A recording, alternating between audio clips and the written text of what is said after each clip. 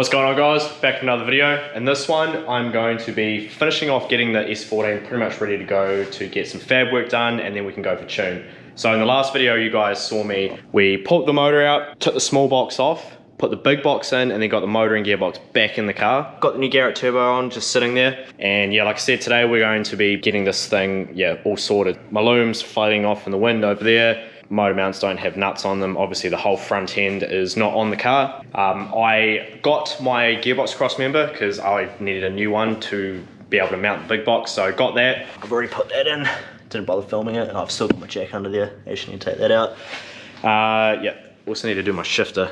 But yeah, so we're gonna get onto that today. So I'm hoping to have this car done for Fours and Rotors, which is like pretty much a month from now, exactly. Unfortunately though, I don't know if it's actually gonna go ahead or not, because obviously if you're in New Zealand, you know, if you're not in New Zealand, we're at level 2, like COVID restrictions, and they only allow like 100 people for gatherings and stuff. So obviously if that's still in place, I don't think Fours and Rotors can go ahead, because there's a lot more than 100 people that usually go to that event. So that's a bit up in the air, but yeah, we'll see.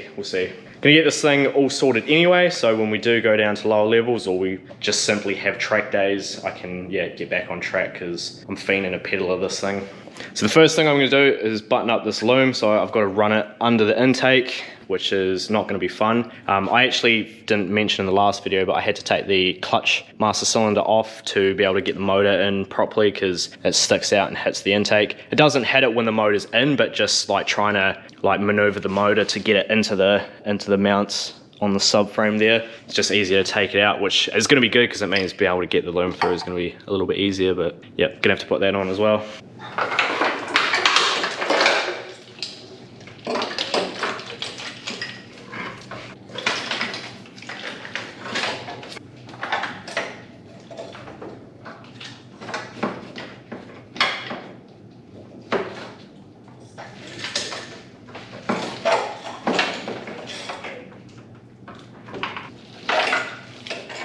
Benefits of not having a front end on the car makes this thing a lot easier.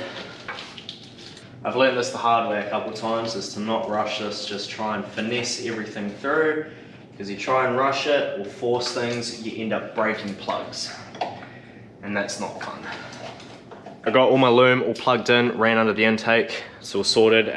Did all my vacuum lines and stuff as well down the gate there, and yeah, for the fuel pressure reg, and there's a line that comes from the gate over to this side as well. It's all plugged in. Now I'm going to start putting the front end back on. So radiator, the support brackets for the radiator, and the headlights and intercooler, headlights themselves, and after that pretty much it. Oh, and I'm going to put these AM lines back on.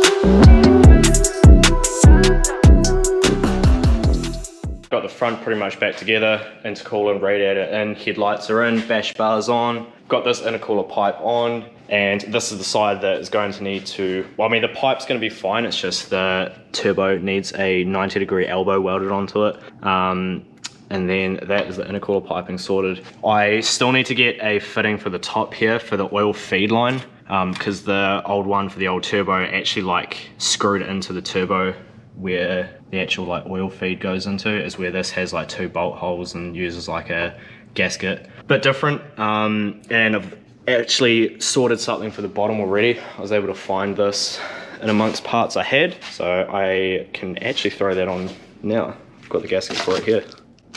So the last thing I'm going to do today is I have these AN lines, obviously for the catch cans. We're gonna put those on and then probably wrap it up. And then this thing's pretty much ready to go to Robbie for the last of the fab work. Right, so got this thing pretty much all back together, as you can see. Put all the shifter and stuff in as well and mounted the handbrake back up, so that's all good. As you can see, Mike is here. He's doing camera things, which you guys will see in a second. Still gotta do the clutch pedal, because I have to take that out to get the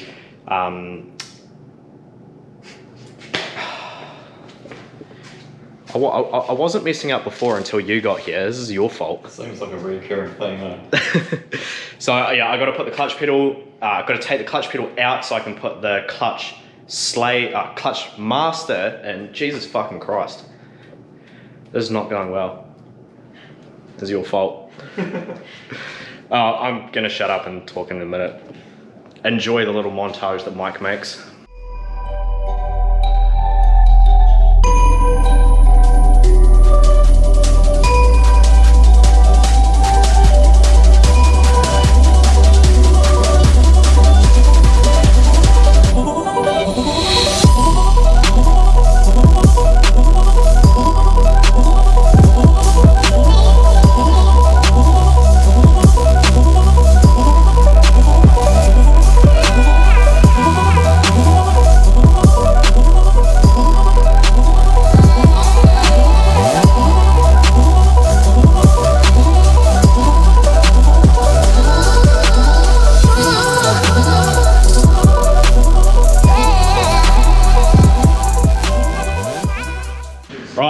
We're back. So you guys, hopefully you enjoyed the little montage Mike made. I'm fucking tired. I was up till like 2 in the morning yesterday. I did notice that. So obviously, as many of you guys are aware, that me and Mike, we do live together, you know, because we're cute like that. Yeah, I got up to go to the bathroom at like 1 o'clock and you're having a shower. I was like, fuck this cunt. Yeah. And that was all for me. That was all all for you guys. I started editing it and then I sort of just get in the groove, and I don't know, when I'm in the groove of doing it, I don't want to stop doing it, so I just keep going until I'm finished. You don't want to stop doing it, so you just keep doing it. No, exactly. That's not a good thing, eh? Yeah. And how good was my real dirty ass engine bay? Yeah, it wasn't too bad, but when I'd done the zoom in on the gauge, it was like, fuck, I wish I'd like noticed so I could wipe it. But I still got that alright. Mate, we don't hide things on this channel. My shit's dirty as fuck. So yeah, you guys know all about that. So what we're going to be doing to wrap up this video is, I'm not sure if I mentioned it or not, but I want to swap out my diff. So currently, well, I had a 3.7 in this thing and it's just way too long of a gear ratio.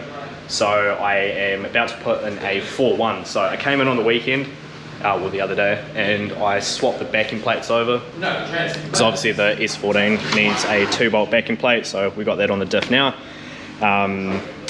Yeah, about to throw this bad boy in.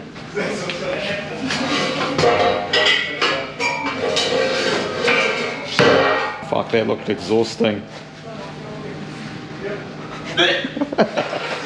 Oh no, I formatted it from like all of the shit was on it. Yeah. Calm down.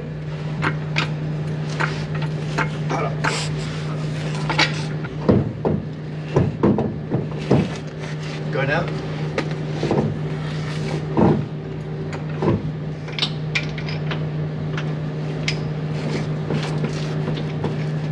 Oh yeah.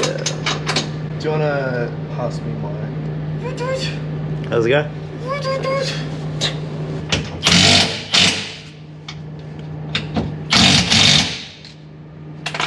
Alright, so diffs in, 4:1 diff ratio is all go. So pretty much all that needs to be done to this now is, yeah, Robbie needs to sort out the turbo elbow, and then the intercooler piping's done. Found out the downpipe is sweet, but because of the gearbox change, this is the mount that obviously attaches the exhaust to the gearbox. This actually needs to be further back, moved further back to accommodate for the big box. So yeah, there's a couple things that Robbie needs to do. I did first have intentions of getting this thing ready for force and rotors, but yeah, no, that's probably not going to happen now. Just budget reasons, can't afford it. This shit's expensive, so yeah. Probably not going to happen anyway. Fours, yeah, no, it's probably not going to happen. So yeah, that'll probably wrap it for this one, guys. This is probably going to be a bit of a shorter video, but I do want to try and start doing more regular uploads. So yeah, you get a video, but it's a bit short. So yeah, cheers for watching. You know the deal. Like, comment, subscribe, and I'm not doing it. Not doing it. Fuck off.